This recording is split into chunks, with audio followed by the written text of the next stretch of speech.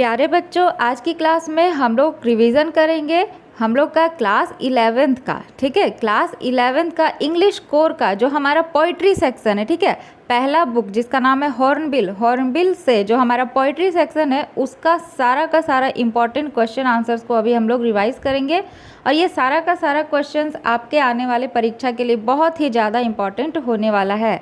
तो प्यारे बच्चों, इसका जो प्रोज सेक्शन है ना, यानी कि जो स्टोरी का जो सेक्शन है उसका जो वीडियो है इम्पॉर्टेंट क्वेश्चन आंसर्स का वो अपलोडेड है चैनल पर। उसका लिंक आप लोग को नीचे डिस्क्रिप्शन में मिल जाएगा, आप लोग ज़रूर से जाकर चेकआउट कर लीजिएगा। चलिए फटाफट से अभी हम लोग स्टार्ट करते हैं। ये जितना भी इम्पोर्टेंट क्वेश्चन आंसर्स है ये सारा का सारा आपके आने वाले एग्ज़ाम के लिए बहुत ही ज़्यादा ज़रूरी है। इसीलिए बच्चों वीडियो को पूरा ज़रूर देखिए, चैनल को लाइक करिए, सब्सक्राइब करिए, साथ ही बेल आइकन ज़रूर हिट करिए ताकि ऐसे आने वाले जितने भी इम्पोर्टेंट वीडियोज़ है सारे के सारे नोटिफिकेशंस आप लोग तक पहुंचती रहे। और अपने दोस्तों के भी साथ ज़रूर शेयर करिए ताकि हर बच्चे को इससे हेल्प मिल सके। तो चलिए हम लोग एक एक करके सारे प्रश्नों को देखते हैं। तो पोइट्री सेक्शन से जो हमारा सबसे पहला चैप्टर है, ठीक है, यानी कि सबसे पहला जो पोइट्री है उसका नाम है अ फोटोग्राफ। तो इस चैप्टर से हम लोग पहले सबसे इम्पोर्टेंट क्वेश्चन आंसर देखेंगे। क्वेश्चन नंबर 1 है who is the poet of the poem a photograph, यानी कि ये जो चैप्टर है फोटोग्राफ इसके पोइट का नाम क्या है। तो इसका करेक्ट आंसर हो जाएगा शेरली टॉल्सन, ठीक है, यानी कि ऑप्शन ए। चलिए नेक्स्ट क्वेश्चन देखते हैं। क्वेश्चन नंबर 2 है a photograph is made of which material, मतलब ये जो चैप्टर है, ठीक है, इसमें जो फोटोग्राफ के बारे में बताया गया है वो कौन से मटेरियल का है। तो वो कार्डबोर्ड का बना हुआ है, ठीक है, तो ऑप्शन बी हो जाएगा करेक्ट आंसर। क्वेश्चन नंबर 3 देखते हैं। क्वेश्चन नंबर 3 है the cardboard shows the pictures of, मतलब ये जो कार्डबोर्ड है ना इसमें क्या चीज़ का पिक्चर बना हुआ है। तो इसमें नरेटर की मदर और मदर के 2 कज़न्स का पिक्चर है, ठीक है, यानी कि जो लेखिका है ना उनकी माँ और उनकी माँ के साथ उनकी माँ की 2 कज़न सिस्टर्स है, यानी कि 2 बहनें हैं, वही लोग को फ़ोटो इसमें दिया हुआ है, ठीक है, तो ऑप्शन डी हो जाएगा करेक्ट आंसर। चलिए नेक्स्ट देखते हैं। क्वेश्चन नंबर 4 है what are the girls seeing doing in the photograph, मतलब उस फोटोग्राफ में जो लड़कियां हैं, ठीक है, वो लोग क्या कर रही है। तो लेखिका की माँ का बचपन का फ़ोटो है वो, ठीक ना, तो उसमें वो जो लड़कियां हैं वो लोग क्या कर रही है, तो वो लोग पेडलिंग कर रही है। पेडलिंग का मतलब होता है कि समुंदर में जो किनारा होता है ना जिसमें कम पानी रहता है, ठीक है, उसी में वो लोग मतलब छप छप करके चल रही है, तो उसी को कहा जाता है पेडलिंग। तो ऑप्शन डी हो जाएगा करेक्ट आंसर। नेक्स्ट देखते हैं। क्वेश्चन नंबर 5 है where were the girls when the photograph was taken, यानी कि वो जो लड़कियां हैं, ठीक है, वो लोग कहाँ पे है जब ये फ़ोटो खींचा गया। तो वो लोग बीच पे है, यानी कि समुद्री तट पे, ठीक है, तो ऑप्शन सी हो जाएगा करेक्ट आंसर। नेक्स्ट देखते हैं। क्वेश्चन नंबर 6 है the big girl here means, यानी कि बड़ी लड़की से यहाँ पे क्या तात्पर्य है, ठीक है, तो यहाँ पे बड़ी लड़की जो है वो कहा जा रहा है नरेटर की मदर को, ठीक है, तो इसका आंसर हो जाएगा option C narrator's mother, option C हो जाएगा इसका करेक्ट आंसर। चलिए नेक्स्ट देखते हैं। बच्चों अगर आप लोग को किसी तरह का कोई डाउट रहे तो आप लोग कमेंट बॉक्स में ज़रूर पूछिएगा, आप लोग को तुरंत आंसर किया जाएगा, ठीक है। बढ़ते हैं नेक्स्ट क्वेश्चन की तरफ। क्वेश्चन नंबर 7 है what was the age of the mother when the photograph was taken, यानी कि लेखिका की माँ का उम्र उस समय पे क्या था जब ये फोटोग्राफ लिया गया था। तो लेखिका की माँ उस समय 12 साल की थी, ठीक है, तो ऑप्शन डी हो जाएगा करेक्ट आंसर। क्वेश्चन नंबर 8 है बिसाइड्स द नरेटर्स मदर, यानी कि लेखिका की माँ के साइड में कौन खड़ा है। तो उसके मतलब लेखिका की माँ के अंकल खड़े, ठीक है, तो हर अंकल स्टूड देयर, तो ऑप्शन डी हो जाएगा करेक्ट आंसर। क्वेश्चन नंबर 9 देखते हैं। क्वेश्चन नंबर 9 है द अंकल वाज, मतलब जो अंकल है, ठीक है, वो क्या कर रहे हैं, तो वो स्टैंडिंग विद अ कैमरा, यानी कि कैमरा लिए हुए खड़े हैं, तो ऑप्शन डी हो जाएगा करेक्ट आंसर। क्वेश्चन नंबर 10 है the sweet face the photograph showed was, ठीक है, मतलब इसमें कहा जा रहा है कि जो स्वीट फेस, जो प्यारा फेस है फोटोग्राफ में, किसके लिए कहा गया है। तो वो है नरेटर की मदर, यानी कि लेखिका की माँ, ठीक है, तो ऑप्शन सी हो जाएगा इसका करेक्ट आंसर। तो अब हमारा नेक्स्ट चैप्टर जो है पोइट्री का उसका नाम है द लेबरनम टॉप, ठीक है, तो लेबरनम जो है वो एक पेड़ को कहते हैं, एक पेड़ का नाम है लेबरनम, और द लेबरनम टॉप का मतलब है उस लेबरनम पेड़ का ऊपरी हिस्सा, ठीक है। तो चलिए अब क्वेश्चंस देखते हैं। तो इस चैप्टर से पहला क्वेश्चन है the poet of the poem the laburnum top is, मतलब इस कहानी के पोएट का नाम क्या है? तो इसका करेक्ट आंसर हो जाएगा टेड ह्यूज यानी कि ऑप्शन डी। नेक्स्ट देखते हैं, क्वेश्चन नंबर 2 है which trees top has been mentioned in the poem, यानी कि कौन से पेड़ के टॉप के बारे में बात किया गया है? तो हम लोग जानते हैं लेबनम के बारे में बात किया गया है क्योंकि टाइटल में ही लिखा हुआ है द लेबनम टॉप, ठीक है। तो ऑप्शन बी हो जाएगा करेक्ट आंसर। चलिए नेक्स्ट देखते हैं, क्वेश्चन 3 है how has the poet describe the laburnum tree top in the beginning of the poem, यानी कि जो पोएट है वो पोएम के स्टार्टिंग में, ठीक है, लेबनम ट्री को किस तरह से डिस्क्राइब करते हैं? तो कहते हैं कि ये ट्री बिल्कुल शांत है और चुपचाप खड़ा है, ठीक है। तो इसका आंसर हो जाएगा option A silent and still. चलिए नेक्स्ट क्वेश्चन देखते हैं, क्वेश्चन नंबर 4 है the month that has been mentioned in the poem is, मतलब इस पोएम में किस महीना के बारे में बात किया गया है? तो वो है सितंबर का महीना। तो ऑप्शन सी हो जाएगा करेक्ट आंसर। नेक्स्ट देखते हैं, क्वेश्चन नंबर 5 है what has happened to the leaves, मतलब पत्तों को क्या हुआ है? तो पत्ते जो है वो येलो पड़ गए हैं, पीले पड़ गए हैं, ठीक है, मतलब उनका कलर जो है वो पीला है, ठीक ना। तो ऑप्शन ए हो जाएगा correct answer, they are yellowing. चलिए नेक्स्ट देखते हैं, क्वेश्चन नंबर 6 है the bird that flies to the tree is, यानी कि उस पेड़ पे जो पंछी रहता है उसका नाम क्या है? तो उसका नाम है गोल्ड फिंच, ठीक है, गोल्ड फिंच नाम का पंछी है। तो ऑप्शन डी हो जाएगा करेक्ट आंसर। क्वेश्चन नंबर 7 है how does the goldfinch come to the tree, जो गोल्ड फिंच है ना वो पेड़ में कैसे आता है?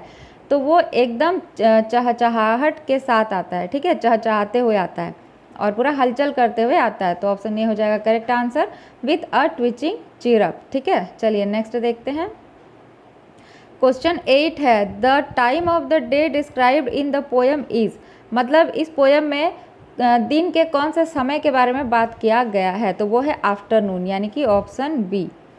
चलिए नेक्स्ट देखते हैं, क्वेश्चन नंबर 9 है how does the September sunlight appear, मतलब सितंबर का जो सनलाइट है वो कैसा दिख रहा है? तो वो येलो दिख रहा है। तो ऑप्शन ए हो जाएगा इसका करेक्ट आंसर, ठीक है। चलिए नेक्स्ट देखते हैं, क्वेश्चन नंबर 10 है the laburnum tree top remains dash till the gold Finch comes, यानी कि जब तक गोल्ड फिंच पंछी जो है, ठीक है, वो नहीं आता है पेड़ पे, तब तक जो पेड़ है वो कैसा रहता है?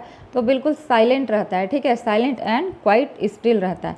तो ऑप्शन बी हो जाएगा इसका करेक्ट आंसर। मेरा पोएट्री सेक्शन से चैप्टर 3 है, ठीक है, तो इस चैप्टर का नाम है the voice of the rain, ठीक है। तो इस चैप्टर से पहला क्वेश्चन देखते हैं, what does the word descend mean. अब यहाँ एक वर्ड है डिसेंड, इसका मतलब क्या होता है? तो इसका मतलब होता है उतरना, ठीक है। तो इसका करेक्ट आंसर हो जाएगा कम डाउन, यानी कि ऑप्शन बी। नेक्स्ट देखते हैं, क्वेश्चन नंबर 2 है what hyperbole is used in the poem, इस पोएम में किस हाइपरबोल का यूज़ किया गया है, ठीक है। तो कौन सा यूज़ किया गया है? तो वो है बॉटमलेस सी, यानी कि ऑप्शन सी हो जाएगा करेक्ट आंसर। क्वेश्चन नंबर 3 है what does the poet compare the rain with, जो पोएट है वो रेन को, यानी कि जो कवि है वो बारिश को किससे कंपेयर करता है? तो संगीत से कंपेयर करता है, यानी कि सॉन्ग, ठीक है, ऑप्शन ए। चलिए नेक्स्ट देखते हैं, क्वेश्चन नंबर 4 है how does the rain helps the seeds inside the earth, यानी कि जो पानी है, ठीक है, वो हमारी धरती के अंदर जो बीज होते हैं उनको किस तरह से सहायता करती है? तो इसका आंसर हो जाएगा provides life and helps them grow, यानी कि हम लोग जानते हैं कि जल के बिना जीवन संभव ही नहीं है। तो पानी जो है वो क्या करती है, बारिश, वो उन बीजों को क्या करती है, जीवन प्रदान करती है और उन्हें बढ़ने में सहायता करती है। तो ऑप्शन बी हो जाएगा करेक्ट आंसर। क्वेश्चन नंबर 5 है प्यारे बच्चों, किसी तरह का कोई डाउट रहने पे आप लोग कमेंट बॉक्स में ज़रूर बताइएगा और साथ ही वीडियो को अपने दोस्तों के साथ शेयर करिएगा, चैनल को सब्सक्राइब ज़रूर करिएगा ताकि ऐसे आने वाले जितने भी इंपॉर्टेंट वीडियोज़ हैं ना, सबका नोटिफिकेशंस आप लोग को मिलती रहे। चलिए क्वेश्चन नंबर 5 देखते हैं, from where does the rain rise in the form of water vapour, ठीक है। अब यहाँ पे पूछा जा रहा है कि जो बारिश है ना, ठीक है, वर्षा का जो जल है वो जल वाष्प के रूप में कहाँ से ऊपर आता है, मतलब भाप के रूप में कहाँ से ऊपर आता है? तो इसका आंसर हो जाएगा लैंड एंड बॉटमलेस सी, है ना, यानी कि ज़मीन से और समुद्र से भाप के रूप में जो वर्षा का पानी है वो भाप बन के फिर ऊपर आकाश में जाता है। तो ऑप्शन ए हो जाएगा करेक्ट आंसर। क्वेश्चन नंबर 6 है the poem the voice of the rain is a conversation between, मतलब किसके किसके बीच का कन्वर्सेशन चल रहा है इस कविता में। तो इसका आंसर हो जाएगा पोएट एंड रेन, यानी कि बारिश और कवि के बीच में जो बातचीत है वो चल रहा है।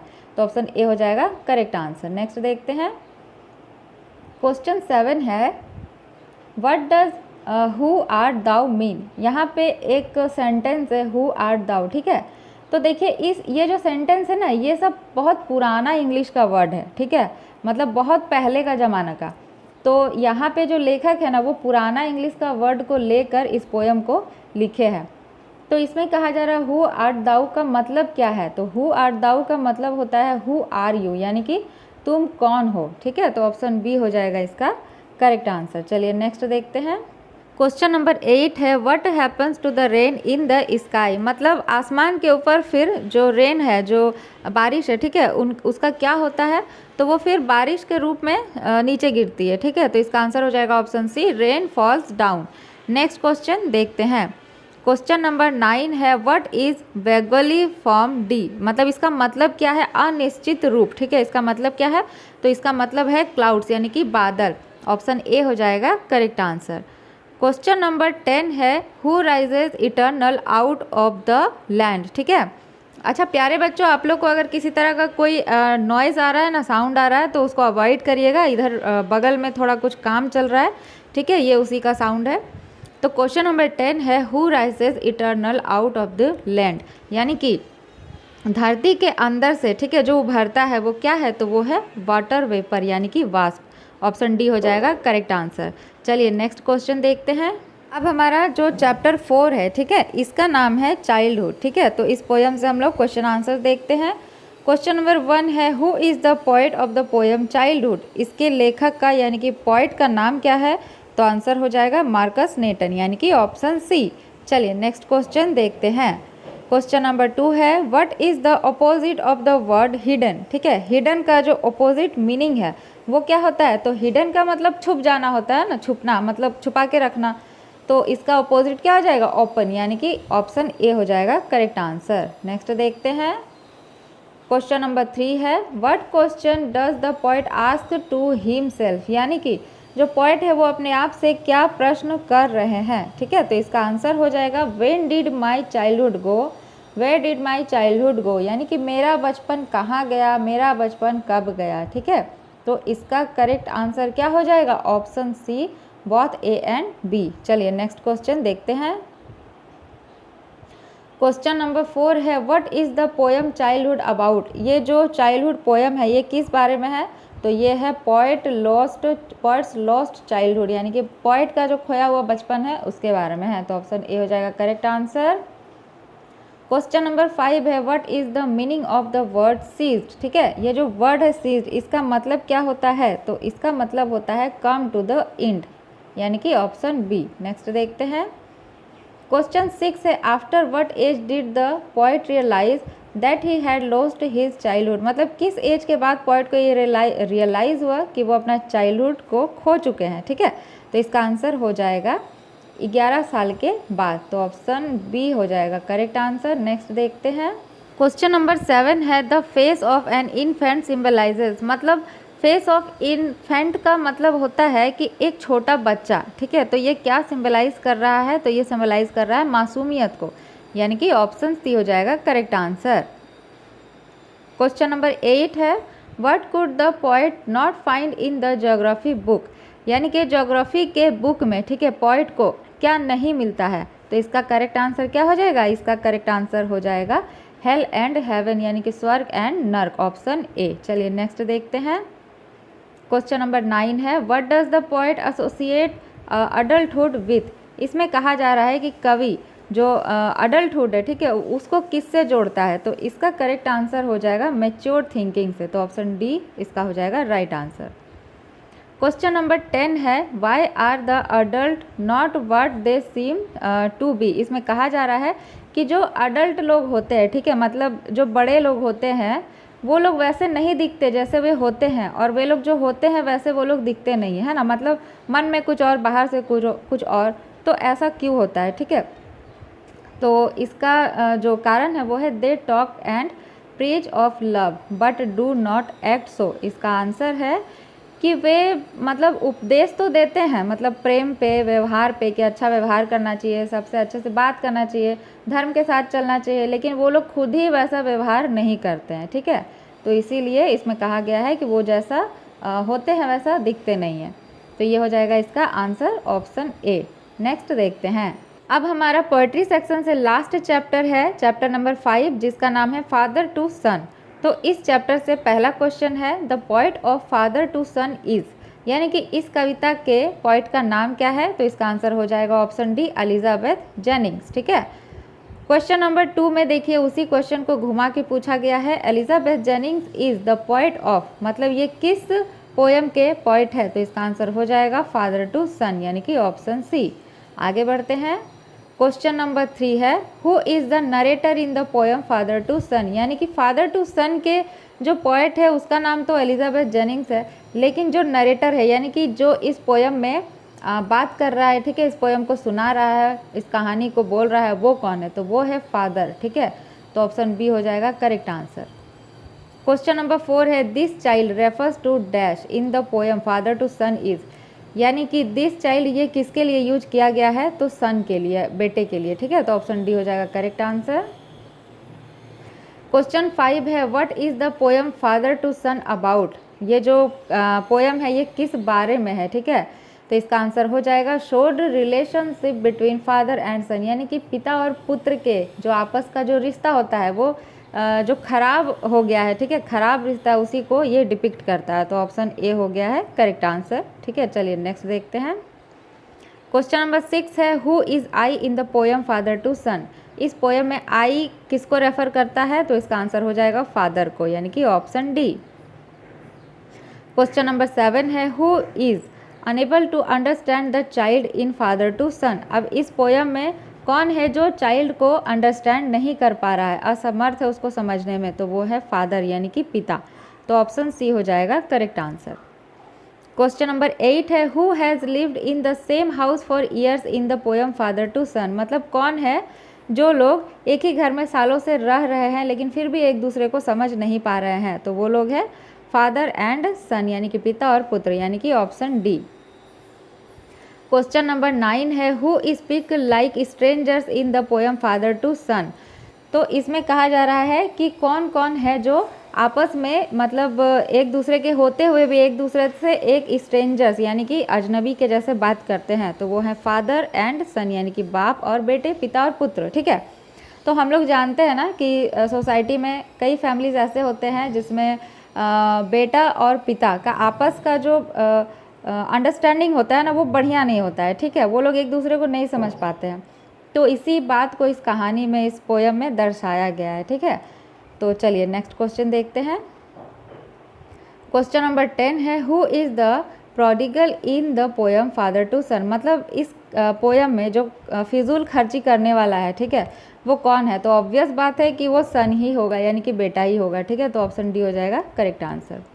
तो प्यारे बच्चों, पोइट्री सेक्शन का जितना भी इंपॉर्टेंट क्वेश्चन आंसर्स है ये हम लोग अभी रिवाइज किए हैं। आप लोग अपने मित्रों के साथ इस वीडियो को ज़रूर शेयर करें ताकि हर बच्चे को इससे हेल्प मिल सके। जल्दी मिलते हैं नेक्स्ट क्लास में। अभी इंग्लिश कोर के बहुत सारे वीडियोस आएंगे जो कि आपके आने वाले एग्जाम के लिए बहुत ही ज़्यादा इंपॉर्टेंट रहेंगे। तो चैनल को सब्सक्राइब करके बेल आइकन ज़रूर हिट करिएगा।